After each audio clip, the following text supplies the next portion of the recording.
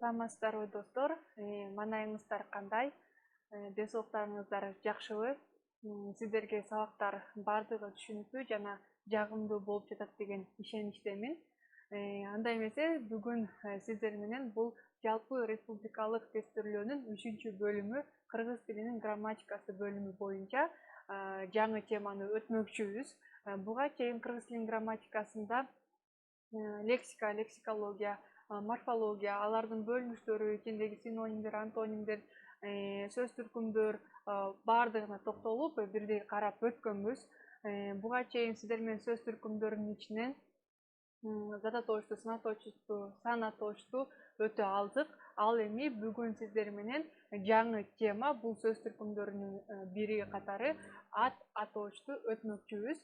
Сиздер жөн гана карап отура бербестен, сөзсүз түрдө иш дептерлериңиздерди ачып алып, бардык жаңы маалыматтарды жазып алып отурсаңыздар өзүңүздөр үчүн сөзсүз түрдө бир гана пайдасын гана алып келе алат демекчимин. Мен бул тактага болушунча ат атоочтун түрлөрү боюнча кыска мисалдар менен, суроолор менен жазып койдум. Аны ар бирине токтолуп, бирден кыскача түшүнүктүү кылып түшүндүрүп берүүгө аракет жасаймын. Эми биз ат атооч боюнча толук маалымат бере кетейин. Ат атооч бул башка сөз түркүмдөрүнүн ордуна колдонулуп, заттарды, түшүнүктөрдү же заттардын кайсы бир белгилерин атабай туруп, аларды жалпылап көрсөткөн сөз түркүмү. Сиздер билесиздер, ат атооч деген негизи эмне экендигин, сиздер деген кичинекей класстардан баштап эле буга азыркы 11-класска чейин өтүп келдиңиздер. Ошондой болсо дагы жалпы республикалык тестирлөөдө сөзсүз түрдө ат атооч боюнча дагы суроолор келет. Ошондуктан дагы да кайталап тереңирээк, болушунча кыскача болсо дагы түшүнүк бере кетүүнү туура деп ойлоймун. Анда эмесе жаңы темага баарыңыздар жакшы гана маанай менен өтүңүздөр. Анда эмесе кеттик. Бул жакта ат атоочтун түрлөрү деп жазылып турат, балдар. Биринчи бул жактама ат атооч. Жактама ат атоочторду билесиздер. Бул сүйлөөчү, тыңдоочу жана мындай сөзгө катышпаган тараптар. Мисал үчүн мен, биз, сен, сиз, ал, алар жана силер, сиздер. Булардын бардыгы кандай ат атооч экен деп балким жалпы республикалык тестирлөөдө келе турган болсо, сиздер сөзсүз түрдө биле аласыздар жактама ат атооч экендигин. Андан кийин шилтеме. Шилтеме ат атоочто кандайдыр бир нерсени шилтөө менен эле айтып коет. Балким бир кишини же бир нерсени. Демек, мисалы үчүн бу деп коебуз, бу же болбосо бул деп коебуз, ушу деп коебуз же ушул деп коебуз. Ушул адам же болбосо ушул адам болчу деп коебуз. Тиги деп коюшубуз мүмкүн. Же болбосо тигил деп коюшубуз мүмкүн. Шилтеп айтып жатабыз да. Те тиги деп коюшубуз мүмкүн. Же болбосо те тигил адам деп, же болбосо те тиги, же болбосо те тигил адам деп деле айта беребиз. Демек, кандайдыр бир нерсени, заттарды шилтөө максатында айтылган сөздөрдүн баардыгы тең шилтеме ат атоочтор боло алат экен. Аныктама ат атооч дегенде заттарды, түшүнүктөрдү жалпылап бир топко бириктирип, же болбосо бир топтон жалгыздап мындай бөлүп көрсөткөн сөздөрдү биз аныктама ат атооч деп айта алабыз. Аныктама ат атоочко мисал келтирсек, ар бир, ар ким, ар нерсе, ар кайсы, ар качан, баары жана башка ушундай аныктама ат атоочтор экен. Мисалы үчүн ар бир адам, же болбосо ар ким эле келе береби, же ар ким эле бул бөлмөгө кире береби, же болбосо ар ким эле бул сабакка кире бербеш керек жана башка ушул сыяктуу мисалдарды келтирсек болот экен. Эми сурама ат атоочу. Сурама бул белгисиз түшүнүктөрдүн атын атап билүү максатында аларды аныктоо үчүн колдонулган ат атоочтор экен. Мисалы үчүн сурама деп эле өзү айтып жатат, бир нерсени суроо максатында бир нерсени билбей жатса аныкташ үчүн төмөндөгүчө суроолор берилет экен. Аларга токтоло кетсек, Ким эмне? Булар кайсы сөз түркүмүнө кирет? Зат атоочко кирет. Канча нече деп коюшу мүмкүн, канча экен же нече экен деп санандырыш үчүн демек бул сан атоочтун суроолору. Андан кийин кандай, кайсы, бул болсо өзүңүздөр билесиздер, сан атоочтун суроолору. Анан кайда, канча, кана деген бул чактоочтун суроолору болуп кете берет. Андан кийин белгисиз ат атоошту карай турган болсок, заттардын же түшүнүктөрдүн белгисиз экенин мындай билгизген ат атоошторду биз кандай ат атооштор деп атайт экенбиз? Белгисиз ат атооштор деп. Мисалы келтирсек, белгисиз болуп жатканда бирдеме деп коюшубуз мүмкүн, же болбосо бир нерсе, же болбосо бир нече деп коебуз, алда канча, кандайдыр бир жана башка ушундай сөздөрдөн белгисиз ат атоошторду белгилей алат экенбиз. Андан кийин таңгыч ат атооч. Таңгыч ат атоошто айтыла турган заттын, мезгилдин, касиеттин, ордун же болбосо ордун жок экендигин билдирген ат атоочтор экен. Мисалы үчүн эч нерсе деп жашырып коюшубуз мүмкүн, эч ким деп коюшубуз мүмкүн, эчтеке деп айтып коюшубуз мүмкүн, эчтеме деп коюшубуз мүмкүн, же болбосо эч качан деп мындай билгизгибиз келбей таануу иретинде айтылган ат атоочтор таңгыч ат атоочтор деп аталат экен. Достор, биз сиздер менен ат атооч деген эмне, ат атоочтун түрлөрү, алардын ар бир бөлүнүштөрүнө мисалдарды келтирип, кээ бирөөнүн суроолору болсо суроолорун дагы түшүнүп алып, аларга дагы мисал келтире алдык. Эмесе ушул ат атоочтун орфографиясы боюнча сиздерге мындай сөзсүз түрдө айта кетишим керекмин. Себеби дегенде жалпы республикалык тестирлөөдө орфография боюнча дагы көптөгөн суроолор келет. Анда эмесе угуп керектүү маалыматты өзүңүздөрдүн иш дептерлериңиздерге сөзсүз түрдө жазып алууга аракет кылыңыздар. Эгерде ат атоочтун эки бөлүгү тең өз алдынча колдонула алган сөздөрдөн турган татаал ат атооштор бөлөк-бөлөк жазылат дейт. Ал эми ал эки сөздүн бирөө тыбыштык өзгөрүүгө учурап, өз алдынча колдонула албай калган болсо, анда чогуу жазууга туура келет экен. Мисалы үчүн, бир нерсе десек, бир өзүнчө нерсе деп жазылат, аны биз бирдеме деп чогуу жазып коюшубуз мүмкүн, же болбосо бирдеңке деп. Бир деп турат, деңке деп жазып койсок, бир деген сөз түшүнүктүү, ал эми деңке деген сөз түшүнүксүз болуп чыгат. Ошондуктан бир нерсе экендигин билдириш үчүн бирдеңке деп чогуу жазып коюш керек экен. Ошондой эле бирдеме дегенде бир деген сөздүн маанисин түшүнөбүз, ал эми деме деген сөздүн маанисин түшүнө албайбыз. Ошондуктан бир кандайдыр бир маанини берүү максатында бирдеме деп чогуу жазып коюу шарт экен. Андан кийин эч нерсе. Эч нерсе дагы өзүңүздөр билесиздер, эч өзүнчө, нерсе өзүнчө жазылат. Ошону эле эгерде эчтеке дей турган болсок, эч деп турган теке деп жазып койсок, эч деген сөздү түшүнүп жатабыз, теке деген сөздү дагы түшүнүп жатабыз. Теке деген бул жаныбар, демек мааниси такыр башкача болуп калмак өз-өзүнчө жаза турган болсок.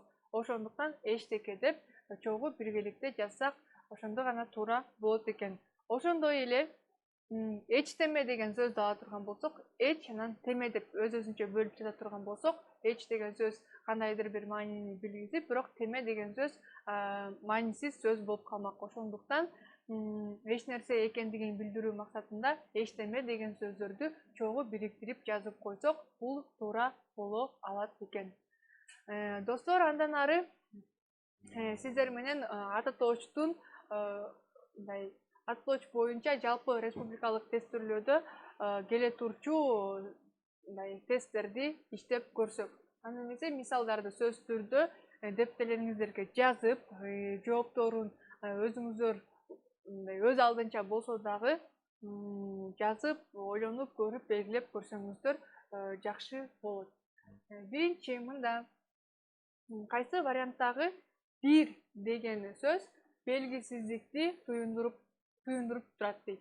Демек, ар бир 4 вариантта тең бир деген сөздөр катышкан сүйлөмдөрдөн турат экен. Ал бир деген сөздөрдүн астын сызык жагы менен сызып коюшкан. Себеби дегенде ошол кайсы варианттагы бир деген сөз белгисиздикти билдирип турарын аныктоо максатында.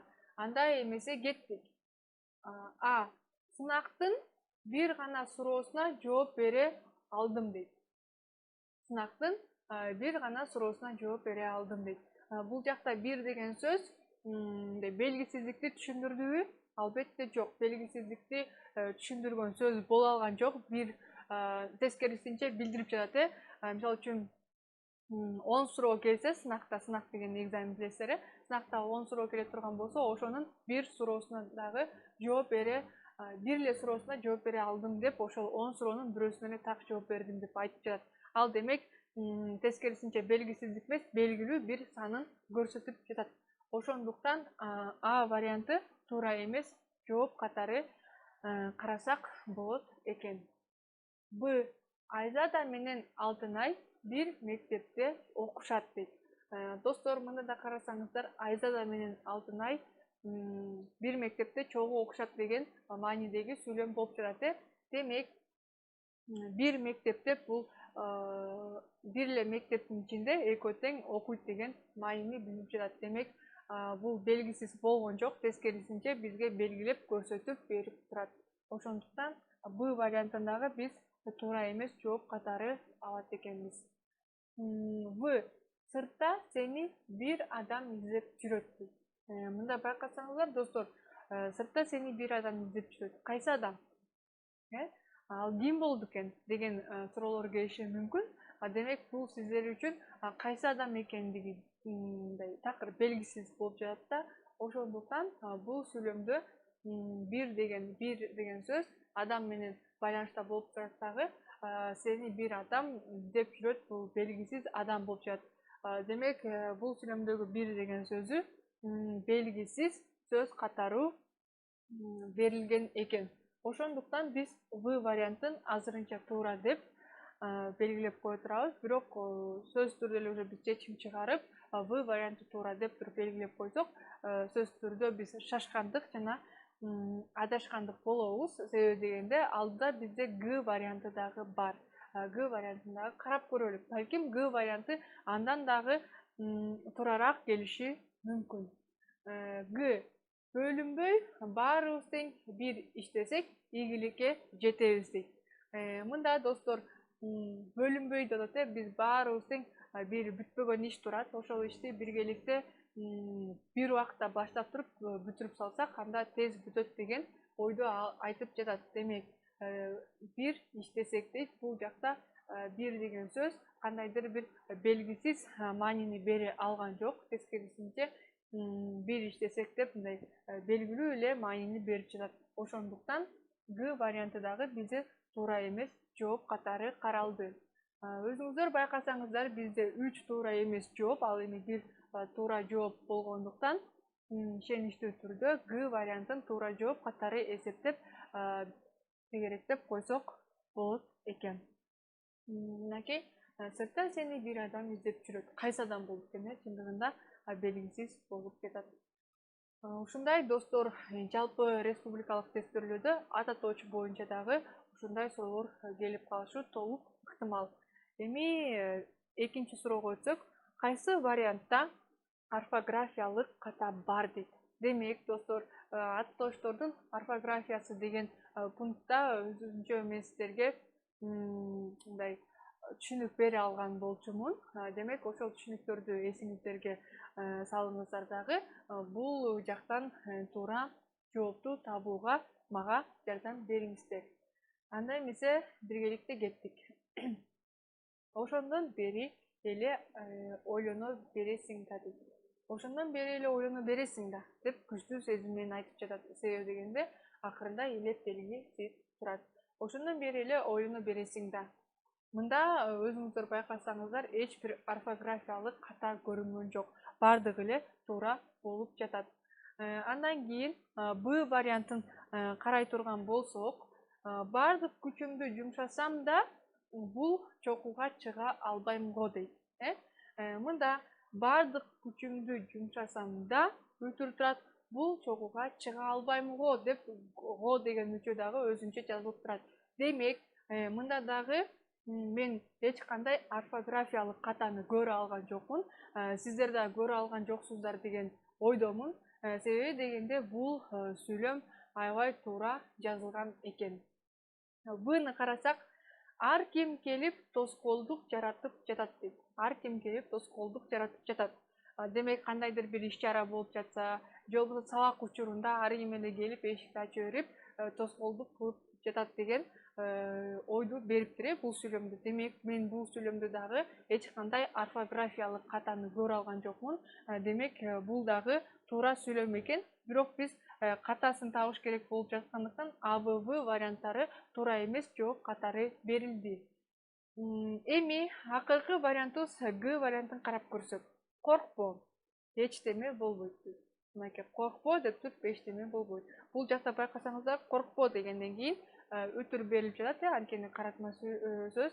Бул туура эле болуп жатат, бирок сиздерге ата точ боюнча түшүнүк берип, алардын түрлөрүн бардыгын карап чыккандан соң ата точтун орфографиясы боюнча дагы түшүнүк бергенмин. Ал жакта эгерде эч нерсе деген мындай татаал ата точ келип жатат дагы, ошол эч нерсе деген сөздүн дагы варианттары бар деп айткам.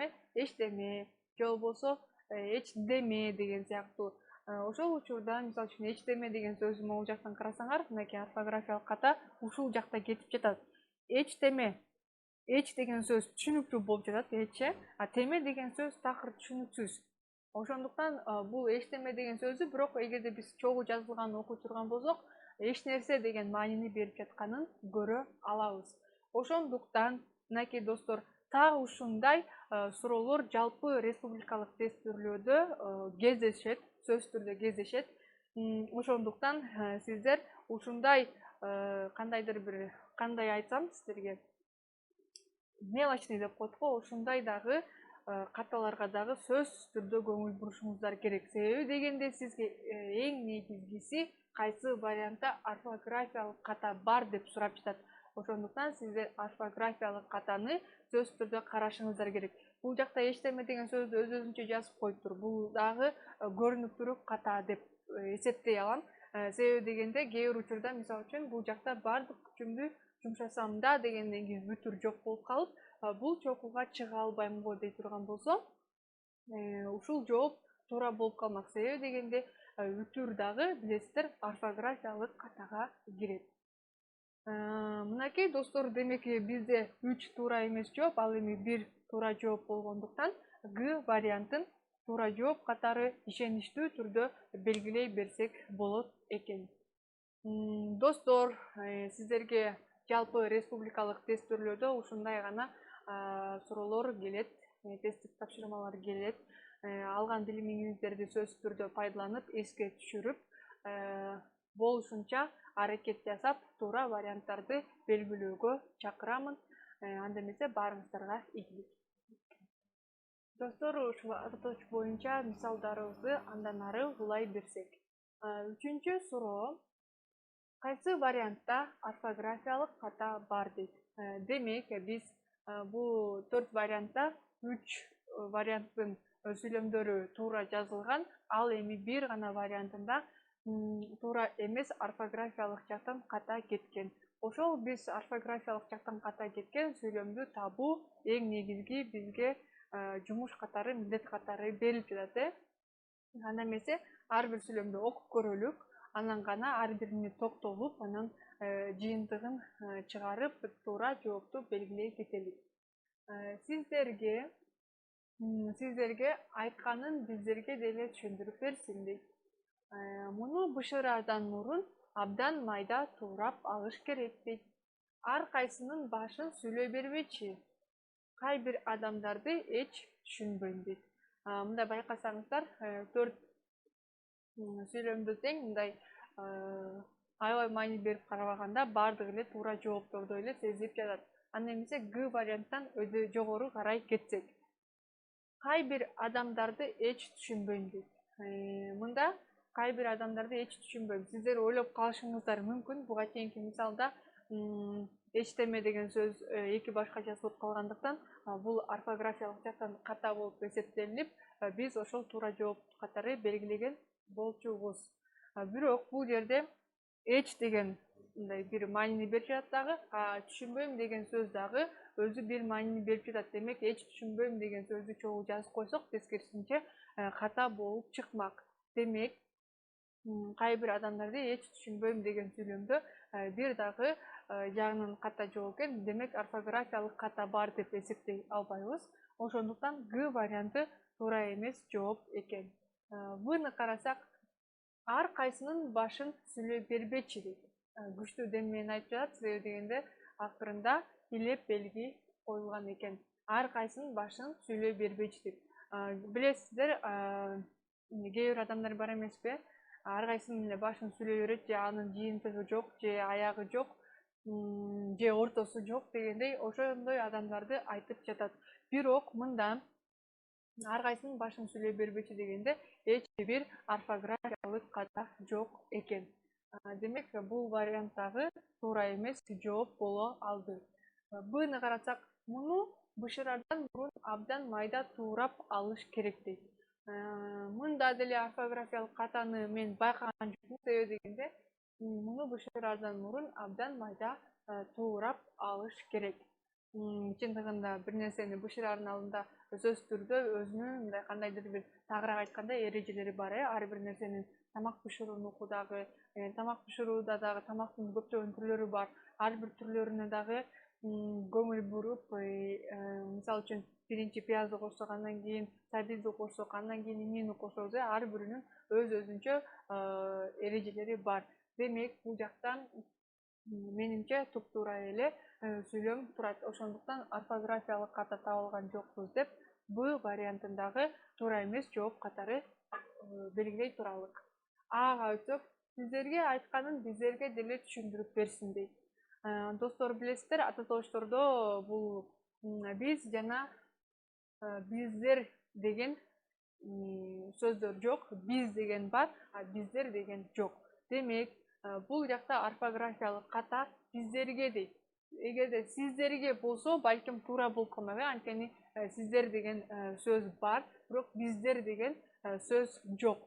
Тескерисинче бул жакта дер деген көптүк мүчөнү алып салып, бизге деле болсо анда туурараак болуп калмак. Эми окуп көрсөк, сиздерге айтканын бизге деле түшүндүрүп берсин дейт.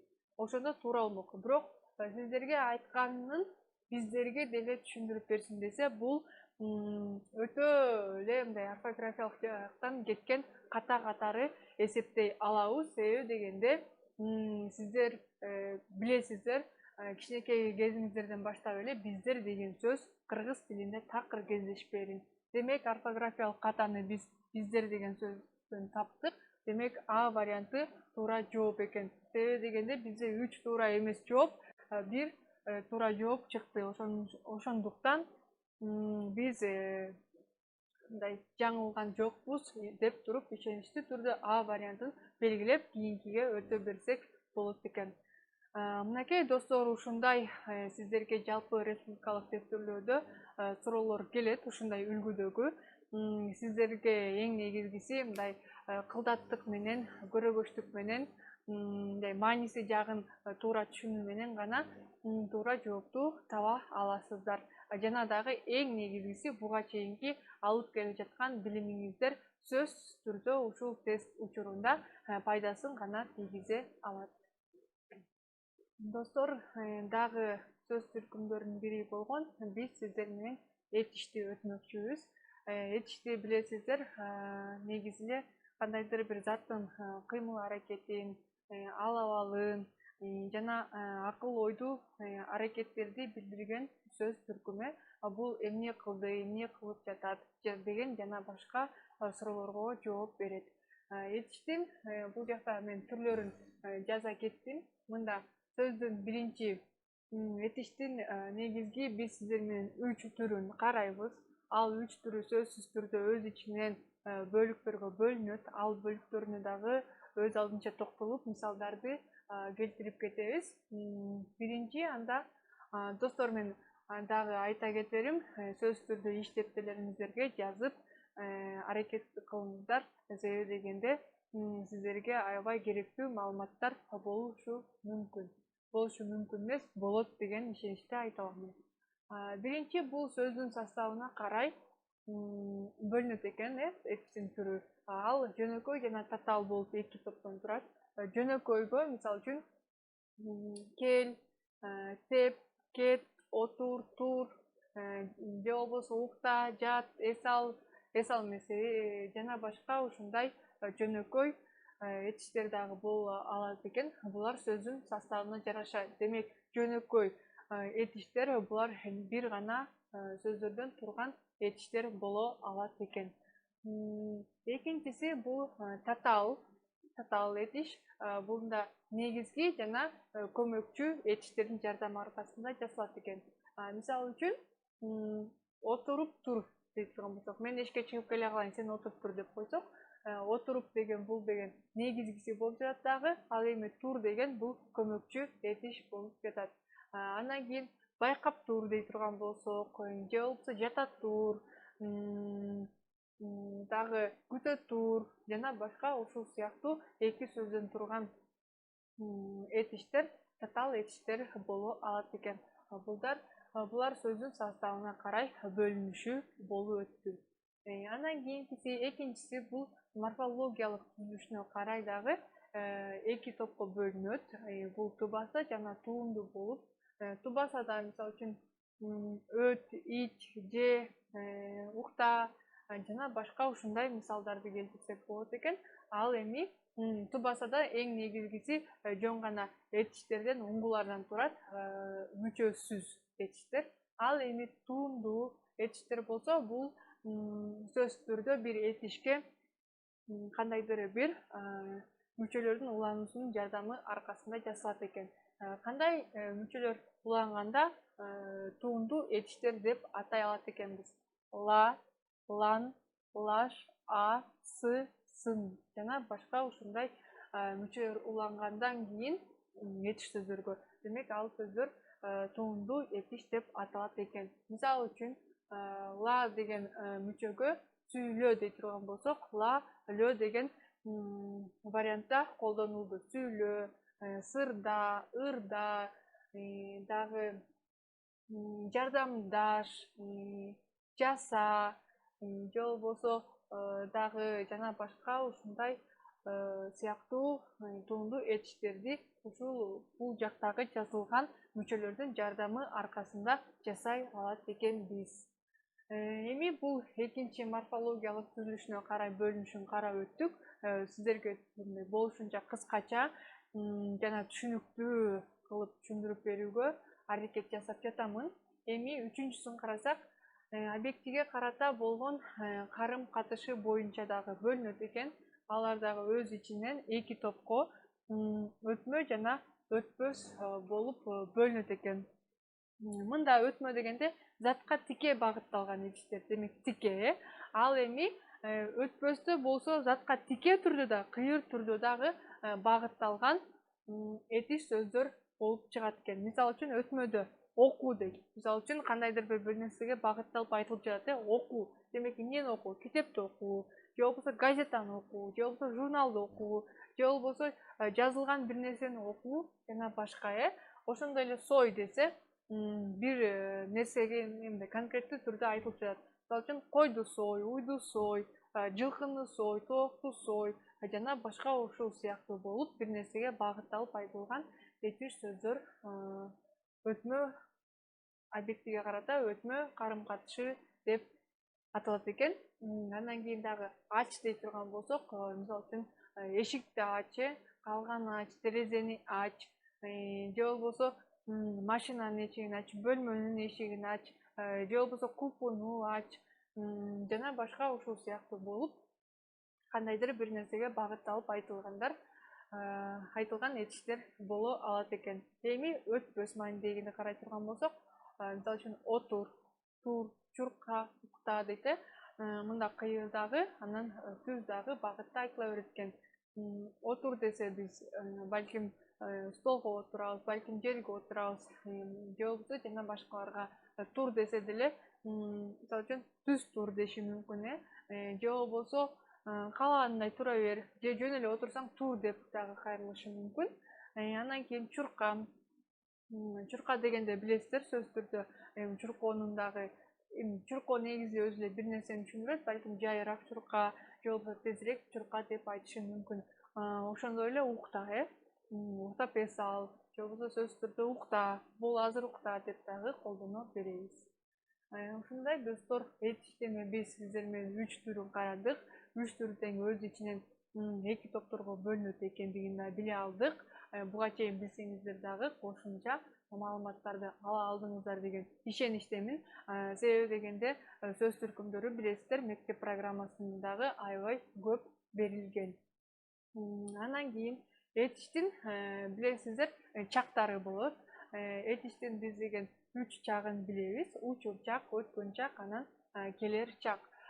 Бул жакта ар бирине токтоло кетсек, учур чакта мисалы үчүн азыркы учурда болуп жаткан нерсе, мисалы үчүн келет, жазат, ырдайт, же болбосо мен окуп жатам, ырдап жатам, же болбосо билеп жатам, билип атат, келатат дей турган болсок, бул учур чак боло алат экен. Ал эми өткөн чак болсо, бул өтүп кеткен кечээки күндөгү же болбосо 1 жыл мурунку же болбосо 1 ай, 2 ай, 3 ай мурунку болуп өткөн нерселерди айта алабыз. Мисалы үчүн өткөн чакта келбептир, укпаптыр, айтпаптыр, көрбөптүр, билбептир жана башка ушундай мисалдарды келтире алабыз. Ал эми келер чак болсо, билесиздер, азыркы эмес, эртеңки же бүрсүгүнкү же 1 жыл мурунку же 10 жыл мурун алдыга айтылгандар, келе турчу убакыттарды айта алабыз. Мисалы үчүн келер, жазар, уктар, айтып берер, ойнор, же болбосо түшүндүрүп берер деген сыяктуу ушундай мисалдарды этиштин чактарына бере алат экенбиз.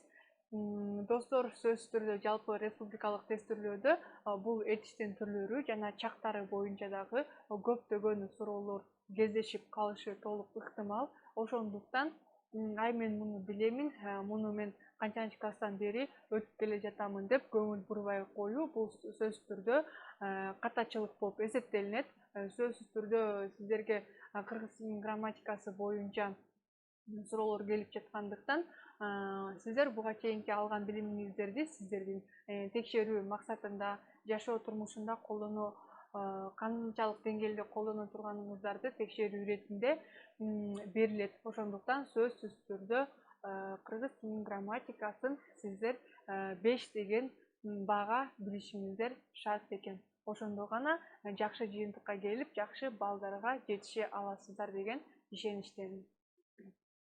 Достор, эми биз этиштин ыңгайлары боюнча да сөз кылбай койсок туура эмес болуп калат. Ошондуктан биз этиштин ыңгайларын жазып алсак, биринчи бул баяндагыч ыңгай, экинчи буйрук ыңгай, үчүнчү шарттуу ыңгай, төртүнчү калоо тилик ыңгай жана бешинчиси максат ниет ыңгай. Баяндагыч ыңгайда бардык чактардагы этиштер, демек этиштердин канча чагы бар эле? 3 чагы бар. Ошондо мисалы үчүн келди, келатат, анан келген. Ушул сыяктуу жалаң гана баяндагыч этиште 3 учур чак тең колдонулат экен. Андан кийин буйрук ыңгай, кандайдыр бир адамга же бирөөгө кайрылууда сөзсүз түрдө буйрук иретинде айтылган этиш сөздөр буйрук ыңгай болуп аталат экен. Мисалы үчүн кел, келсин, келгиле, же болбосо ошондой эле кеткиле, уктагыла деп мындай буйрук иретинде айтылган сөздөрдүн бардыгы тең буйрук ыңгай боло алат экен. Шарттуу ыңгай бул шарт коюу максатында колдонулат. Сөзсүз түрдө кандайдыр бир жөнөкөй эле этишке са деген мүчөсү уланып жасалат экен. Саанын дагы, са мүчөсүнүн дагы көптөгөн варианттары бар. Са, се, со, сө, су, сүү жана башка. Мисал келтире турган болсок, келсе, бул жакта се деген мүчө уланууда. Отурса, келсең, келсек, кетсек жана башка ушул сыяктуу мисалдарды айтсак, бул шарттуу ыңгай деп атай алат экенбиз. Андан кийин калоо тилек ыңгай, мында кылгысы келгени мындай кыймыл аракети катары да. Мисалы үчүн келгей эле, келсе экен, келели, же болбосо барса экен, эс алса экен жана башка ушул сыяктуу мисалдарды келтирсек, булар каалоо тилек ыңгай боло алат экен. Андан кийин максат ниет ыңгай мында ишти жүзөгө ашыруу максатында да колдонулат. Мисалы үчүн келмек, келмекчи, келмек тургай жана башка ушул сыяктуу мисалдарды биз келтирсек болот экен. Андай эмесе достор, биз этиштин орфографиясы боюнча дагы сөз кылбай койсок болбой калат. Себеби дегенде жалпы республикалык тестирлөөдө сөзсүз түрдө орфографияга дагы көңүл бурулат эмеспи. Андай эмесе мен сиздерге болушунча кыскача, бирок эң керектүүлөрүн айта кетейин. Сиздер болсо жөн эле угуп отура бербестен сөзсүз түрдө колуңуздарга калемди кармап, иш дептерлериңиздерди алдыңыздарга коюп жазып отуруңуздар.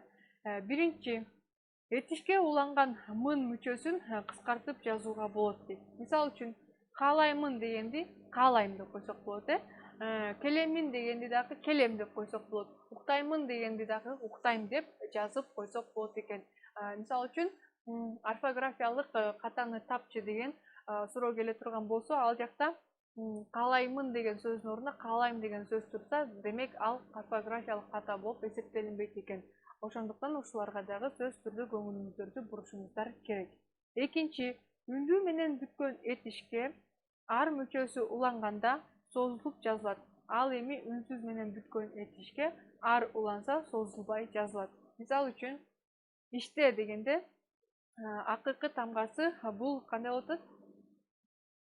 Кандай болуп атат? Үндүү этиш болуп жатат. Демек, иштер деп эки созулма менен жазылат экен. Анан ойно дегенде дагы акыркы тамгасы үндүү болгондуктан ойнор болуп эки созулма тамгалар менен жазылат экен. Андан кийин кел болсо келер деп эле жазылат, анткени л тамгасы үнсүз. Андан кийин ая дегенде да аяр болуп жазылат. Бое дегенде бое, анан ор деп жазылат. Ая дегенде ая, анан ары болуп жазылат экен.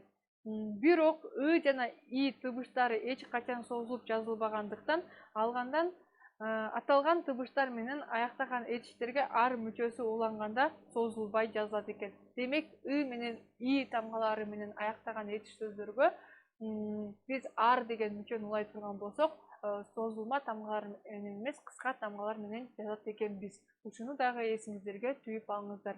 Мисалы үчүн байы десек, байыр деп эле жазып коебуз. Байыр деп эки тамга менен жазбайбыз. Жиби дегенде дагы жибир деп эле жазып коет экенбиз. Андан кийин м, п тыбыштары менен аяктаган этиштерге ык мүчөсү уланганда, уңгу менен мүчө тыбыштык жактан өзгөрүп, угулушу боюнча жазылат дейт. Мисалы үчүн эм деген сөздү эмт деп жазып коюшубуз мүмкүн. Көм дегенди көмт деп коюшубуз мүмкүн. Өп дегенди өп деп жазып коюшубуз мүмкүн. Тап дегенди тап, теп дегенди теп деп.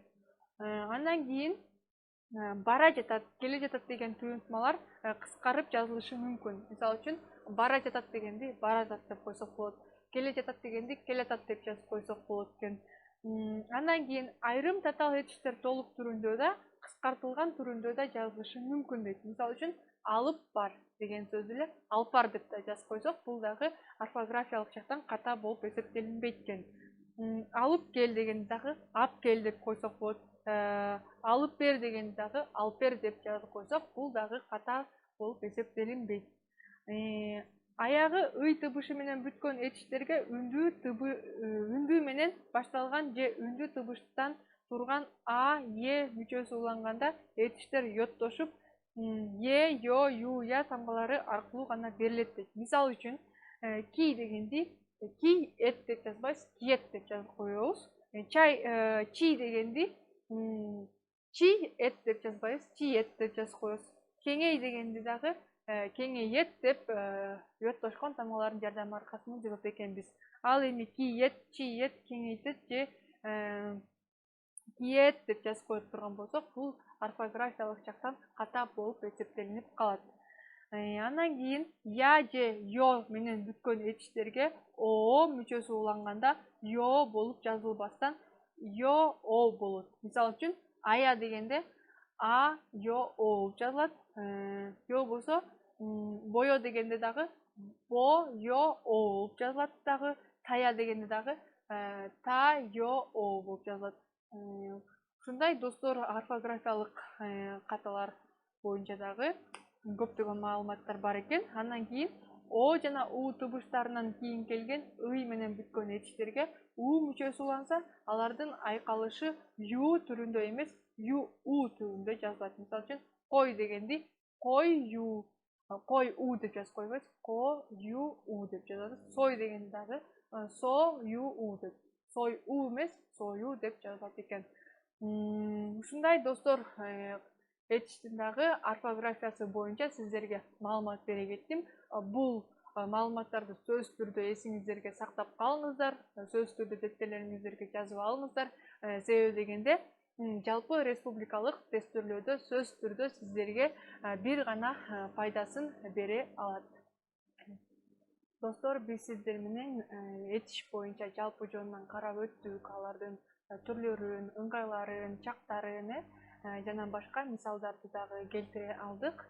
Эми ушул орфографияны да карап өттүк, эми орфографиялык каталарды да карап өттүк. Эми ушул этиш боюнча жалпы республикалык тестөөлөрдө ушундай түрдөгү суроолор келип калышы мүмкүн деп туруп сиздерге төмөндөгү мисалдарды жазып койдум. Анда эмесе сиздер менен биргеликте чогуу жоопторду, туура жоопторду табууга аракет жасайлык. Биринчи суроо: кайсы варианттагы этиштер жазуу эрежесине ылайык жазылган дейт.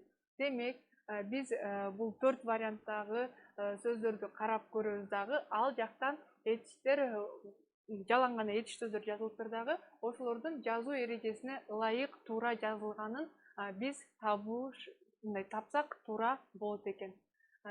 Мында А вариантында ишенбей, тээп, иштер дейт. Андан кийин таранбай, чабып, тиштер дейт. Таранбай эмес, таранбай экен. Андан кийин Б'да билинбес, кемип, анан жарар деп турат. Г'да билинбес, бийлеп дейт, ойлор дейт. Демек, достор, бир эле окуп көргөндө сөз түрдө эле биз туура жоопту таба алабыз деп айта албайбыз. Себеби дегенде ар бир сөзгө токтолуп, туура жазылыптырбы, кайсы жагынан ката кетти болду экен деп сөз түрдө ар бир сөздү толук кылдаттык менен карап көрүп гана туура жоопту табышыбыз керек экен. Эми биз Адан эмес Гдан баштасак, тилинбес дейт.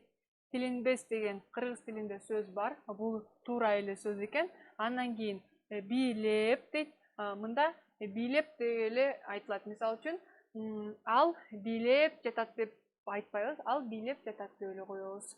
Демек, бул сөз туура эмес болуп жатат. Андан кийинкисин карасак, ойлор дейт. Ал ойлор дегенде бул туура жазылып жатат. Орфографиялык жактан ката деп эсептей албайбыз. Бирок бул жакта эки сөз туура, бирок бирөөсү туура эмес болуп калса, бул туура жооп боло берет деп белгилеп койсок, жаңылыштык кылган болобуз. Себеби дегенде бул жакта 3 сөз берилсе, 3 тең туура болуш керек. 5 сөз берилсе, 5 тең туура болуш керек деген сөз. Андан кийин В вариантын карап көрсөк, билимбес. Достор, билесиздер, билим деген сөз эми биз өзүбүз алып жаткан билимибиз. Эгерде билинбес дей турган болсок, бул такыр бир маанисиз сөздү берип жатат. Эгерде м деген тамганын ордуна н деген тамга жазылган болсо, анда билинбес деген түшүнүктүү сөз болмок. Демек, бул билинбес деген сөз ката экен. Андан кийин кемип дейт. Кемип калыптыр дей турган болсок, анда туура эле сөз болот. Анткени кемип деген кыргыз тилинде сөз бар. Андан кийин жарар дейт. Мында жарар деп, эгерде бул жака экинчи аасы болсо, созулма а жазыла турган болсо, бул туура жооп болмок. Себеби дегенде жарар деген сөз жок, жарар деген сөз бар. Достор, бул вариантта дагы өзүңүздөр байкасаңыздар, эки туура эмес жооп, бирөө туура болуп жатат. Ошондуктан биз В вариантындагы ката деп эсептей алабыз. Б вариантына өтсөк, таранбай дейт. Чабып, анан тиштер дейт. Таранбай деген сөз кыргыз тилинде такыр кездешпейт. Себеби дегенде тарам деген сөздүн такыр мааниси жок. Байды мисалы үчүн чөө катары уласак деле. Эгерде мы деген тыбыштын ордуна ны тамгасы болсо, таранбай, чачыбым таранбай келиптир дей турган болсок, ал туура болмок. Демек, таранбай деген сөз жок болгондуктан бул дагы орфографиялык жактан ката сөз болуп эсептелинет. Андан кийин чабып дей турган болсок, чабып салыптыр, же болбосо чабып коюп, чөптү чабып коюптур дей турган болсок деле, бул туура сөз болуп колдонула берет. Андан кийин тиштер дейт. Тиштер. Мисалы үчүн бул тиштер деген сөздү биз деген көп маанилүү сөз катары дагы алсак болот. Тиштер, мисалы үчүн биздин адамдагы жагында жайгашкан тиштерди айтсак болот. Ошондой эле тиштер деп е деген тамганын ордуна созулма тамгасын жаза турган болсок, тиштер деген башка маани берип калмак. Демек, бизде бир туура эмес сөз болду. Ошондуктан Б варианты дагы туура эмес жооп катары эсептелинди. Андан кийин А вариантын карасак, ишенбей, тээп, анан иштер дейт. Ишенбей. Мисалы үчүн, ал мага ишенбей, өз билгенин кылды десек болот. Же болбосо ал мага ишенбей, текшерип көрдү дейбиз. Демек, ишенбей деген сөздү биз колдонот экенбиз. Андан кийин тээп деген сөздү ала турган болсок, чана тээп бара жатат, балдар чана тээп бара жатат, жана башка сөздөрдү колдоно алат экенбиз. Демек, тээп деген сөз дагы орфографиялык жактан туура жазылган сөз экен. Андан кийин иштер деген сөздү ала турган болсок, иштер деген сөз дагы биз негизи эле кыргыз тилинде көп колдонобуз. Балким мындай жумушка жаңы бир кишини алып жаткан учурда ал мыкты иштер, же болбосо жакшы иштер, же болбосо жакшы иштеп кетер деген сыяктуу иштер деген сөз колдонула берет экен. Мынакей достор, байкасаңыздар, бизде 3 туура эмес жооп чыкты дагы, бирок бир туура жооп чыкты. Бул А вариантындагы 3 сөздү тең биз кыргыз тилинде колдонобуз. Бул жакта 3 сөздү тең жазуу эрежелеринде ката таап алган жокпуз. Демек, биз ишеничтүү түрдө А вариантын белгилей берсек болот экен. Эми кийинкиге өтсөк, кайсы варианттагы сүйлөмдө асты сызылган сөз өкүнүү маанисин билдирип турат дейт. Достор, бул жакта 4 вариантта тең асты сызылган сөздөр бар. Ошол сөздөр ушул сүйлөмдө өкүнүү, адамдар өкүнөт эмеспизби? Кээде бир туура эмес иш жасап алсак, же болбосо туура эмес бир кадамга барып алсак, демек биз ошондой өкүнүп жаткан сүйлөмдү табышыбыз керек экенбиз. Биздин максат эң негизгиси биз жалпы республикалык тестирлөөнүн эң негизги бизге берилип жаткан суроону так түшүнүп алып, андан гана жоопторду издөөгө аракет жасашыбыз керекпиз. Анда эмесе кеттик. Муну көрүп көрсөңчү, жакшыдай сезилет дейт. Муну көрүп көрсөңчү, жакшыдай сезилет. Мынакей асты сызылган сөз, демек көрсөңчү деген эле сөз экен. Көрсөңчү дегенде мындай адам бир өкүнүп жатканын түшүнө алдыңыздарбы, сезе алдыңыздарбы? Албетте жок. Себеби дегенде мындай өкүнбөй эле, жакшынакай эле айтып жатат, муну көрүп көрсөңүз, балким сизге жагар деген сыяктуу. Демек, А варианты бизде туура эмес жооп экен. Б вариантын карасак, кап. Көрбөй калбадымбы? Жесең көрсөңчү дейт. Кап. Кап деген эле сөздү, мисалы үчүн биз кап ал кетип калбадыбы деп коюшубуз мүмкүн. Балким кап ал жакшы бал албай калбадыбы деп мындай өкүнүү максатында айтылчу сөз, кап деген сөз. Бирок биз эң негизгиси кап деген өкүнүү сөзүнө эмес, асты сызылган сөзгө көңүл буруп, ошондон жыйынтык чыгарышыбыз керекпиз. Бирок бул жакта кап көрбөй калбадымбы? Жесең көрсөңчү дейт. Же болбосо мен көрбөсөм дагы сен көрсөңчү деп мындай өкүнүү максатында айтылып жатат. Демек, бизде эң негизги максатыбыз асты сызылган сөз өкүнүү маанисинде билдирип турат дейт. Демек, биз өкүнүү маанисинде айтылган сөздү табышыбыз керек болчубуз. Ошондуктан биз Б вариантын туура деп белгилей берсек болот. Себеби дегенде биз өкүнүү максатында айтылган сөздү таба алдык деп азырынча ойлой турабыз. Бирок биз туура жоопту таптык деп эле Б вариантын белгилеп коюп, В, Г варианттарын карабай койсок жаңылыштык кетирген болобуз. Ошондуктан В, Г варианттарын сөзсүз түрдө карап, анан гана жыйынтыкка келишибиз керекпиз. Анда эмесе В. Өз көзүң менен көрсөңчү. Ошондой жакшы го дейт. Өз көзүң менен көрсөңчү деп бул эми суроо иретинде гана айтып атат, өкүнүү иретинде айткан жок. Демек, бул варианттагы бизде туура эмес жооп катары берилди. Эми Г вариантын карап көрсөк, жаңы товарды көрөйүн же өзүң эле көрсөңчү дейт. Мында асты сызылган сөздө көрсөңчү деп бул өкүнүү максатында эмес, же болбосо өкүнүү иретинде эмес, жөн гана бир нерсени өзүң эле өз көзүң менен көрсөңчү деп жай эле айтылган сөз болуп жатат. Демек, бизде Г варианты дагы туура эмес болуп чыкты. Өзүбүз байкап көрсөк, 3 жооп туура эмес болду дагы, бирөө туура жооп болду. Демек, биз ишеничтүү түрдө туура жоопту таптык деп Б вариантын белгилей берсек болот экен. Мына достор, ушундай жалпы республикалык тестирлөөдө ушундай сымал суроолор сиздерге сөзсүз түрдө кездешет. Ошондуктан эң негизги максатыңыздар суроону так түшүнүп алып, анан гана жоопторду туура белгилей аласыздар деген ишеничтемин. Достор, бүгүн биз сиздер менен жалпы республикалык тестирлөөнүн 3 бөлүмүндөгү кыргыз тилинин грамматикасы бөлүмүндө сөз түркүмдөрүнүн ата точ жана этиштер боюнча жалпы маалымат бере алдым. Ата точтун этиштин дагы түрлөрүн, алардын бөлүнүштөрүн жана дагы аларга мисалдарды, көптөгөн мисалдарды келтире алдык. Сиздер менен биргеликте туура жоопторду таба алдык. Сиздерге түшүнүктүү болду деген ишеничтемин. Анда эмесе мен сиздерге тактага үй тапшырманы даярдап койдум. Сөзсүз түрдө иш дептерлериңиздерге жазып алып, үйдөн тынч отуруп алып, туура жоопту табууңуздарга тилектешмин. Анда эмесе окуп берейин. Биринчи ата точ боюнча бир суроо жана этиш боюнча бир суроо даярдадым. Ата точ боюнча кайсы сүйлөмдөгү асты сызылган сөз суроо маанисин туюндурган жок дейт. Демек, 4 вариантта тең бирден сөздөрдүн астылары сызылган. Бул биринчисинде ким, экинчисинде кандай, үчүнчүсүндө эмне, төртүнчүсүндө качан дейт. Демек, ушул сөздөргө көңүлдөрүңүздөрдү бурасыздар дагы суроо маанисинде туюндурулбагандыгын таап белгилейсиздер.